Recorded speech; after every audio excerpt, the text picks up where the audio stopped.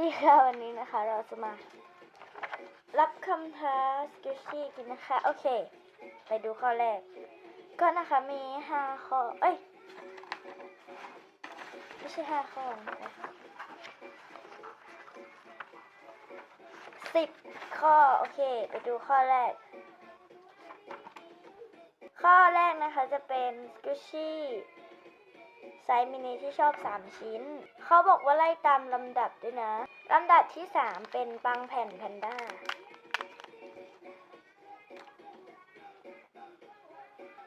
ที่ชอบนะครับเพราะว่ามันนี่เพราะมันดู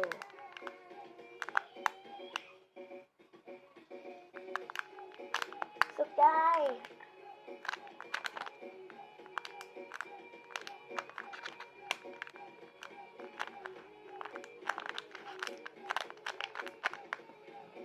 ชิ้นที่2นะคะจะเป็นอันนี้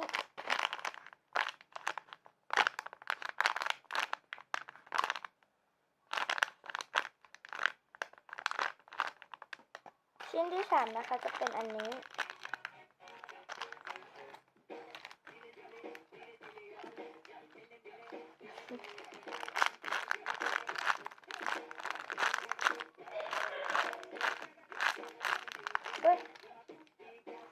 อันนี้เป็นอันดับที่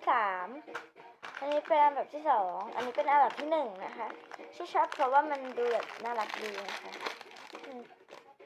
ไม่มีกลิ่นดูดิ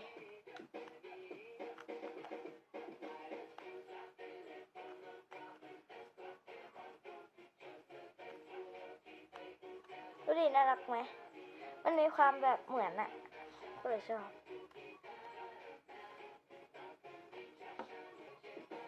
ต่อมานะคะสกูชี่ที่เหมือนของกิน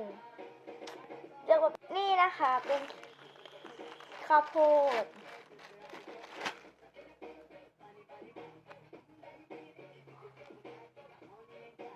หอมหอมใช้ได้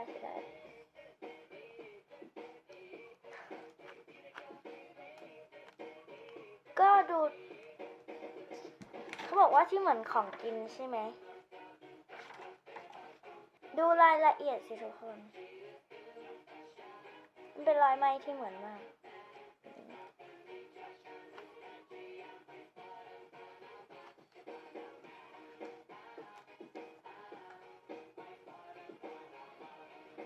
ข้อ3สกูชี่ของแท้ชิ้นแรกนะคะแล้วก็จำได้อยู่นะ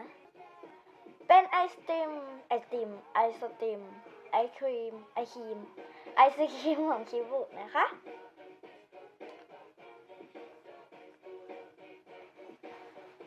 เป็นของแท้ชิ้นแรกในชีวิตเลยยังหอมอยู่เลย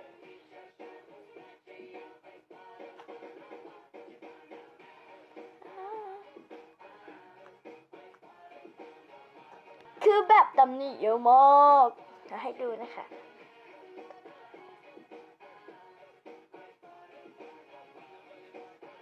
ดูฝั่งนี้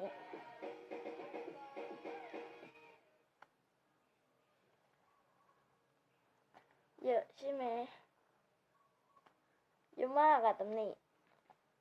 ต่อมานะคะข้อที่4นะคะสกูชี่ที่น่ากินเลือกมาเป็น2อันนี้นะเป็นมัฟฟินนะคะกับไม่ใช่คิดว่าแฮมเบอร์เกอร์นะคะ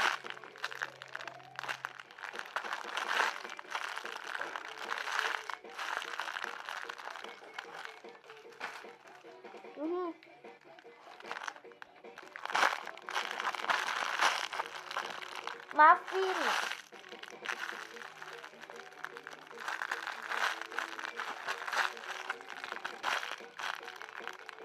ข้อที่5นะคะ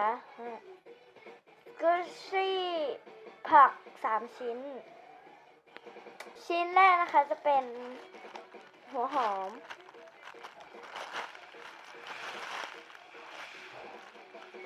2นะคะจะเป็น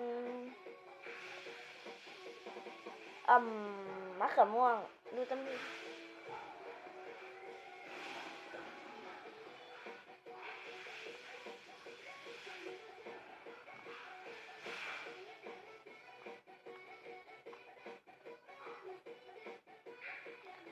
นะคะนุ่มสโลว์ต่อมานะคะ ชิ้นที่3นะคะครบแล้ว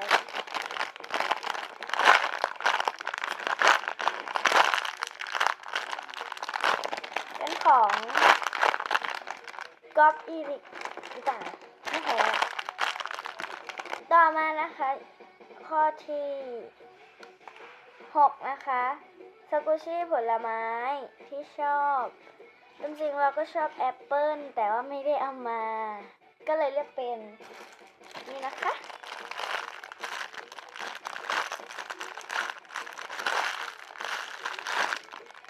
สับปะรด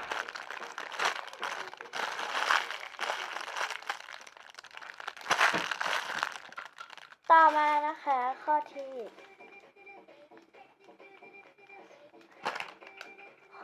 เท่าไหร่ล่ะข้อที่7สกุชี่ที่ไม่รู้ว่าของแท้หรือไม่แท้นะคะอันนี้ไม่ใช่อันนี้ค่ะอันนี้แตกอันนี้เปิดหมดแล้วยังช็อกโกแลต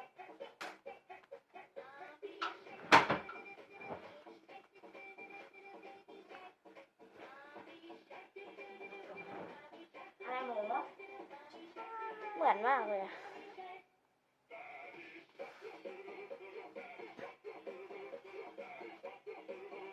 ต่อไปนะคะเป็นสกุชี่ที่มีลายเส้นเป็นอันนี้เป็นอะไรก็นะคะเป็นกล้วย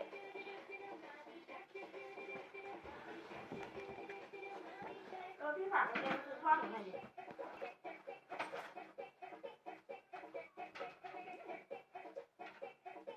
เห็นลายเส้นไหมนี่นะคะต่อมานะคะข้อที่ข้อที่9สกุชี่ที่แม่ซื้อให้ไม่มีนะคะก็เลือกมาเป็นที่ซื้อให้นะคะก็จะเป็นอันนี้นะคะเป็นแก้วน้ำ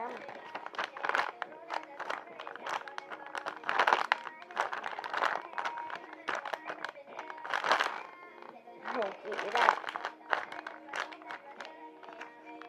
ถ่ายหน้าพี่ช้ำอ่ะตรงเนี้ยเขียวช้ำเหลืองโอเคค่ะ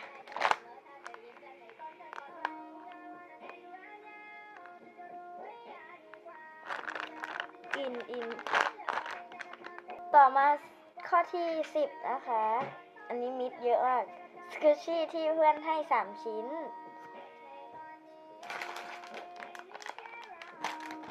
อันนี้เพื่อนเฟิร์นให้เพื่อนที่โรงเรียนห้องเดียวกันด้วยอันนี้ก็เพื่อนเฟิร์นอันนี้ก็เพื่อนวิว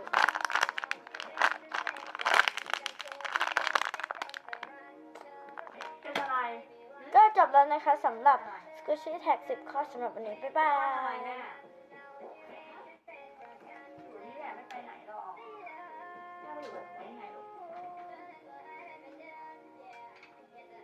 ก็มาทำแบบติดต่อกันเลยนะคะไม่ทำแล้วบ๊ายบาย